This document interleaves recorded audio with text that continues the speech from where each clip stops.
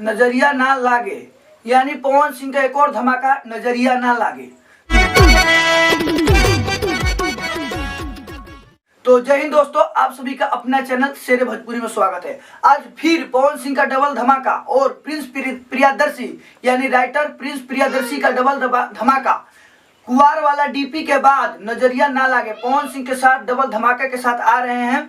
आप सभी को मैं बता दूं, इसमें राइटर प्रिंस प्रियदर्शी और संगीत प्रियांशु सिंह जी ने दिया है और काफी ही तगड़ा सॉन्ग होने वाला है। पिछला सॉन्ग कुंवार वाला डीपी नाच के मालकिन यानी खेसारी लाल यादव और पवन सिंह के साथ क्लैश हुआ था दोनों सॉन्ग, और इसमें पवन सिंह का सॉन्ग बाजी मार लिया था क्योंकि वो ऑडियो सॉन्ग था।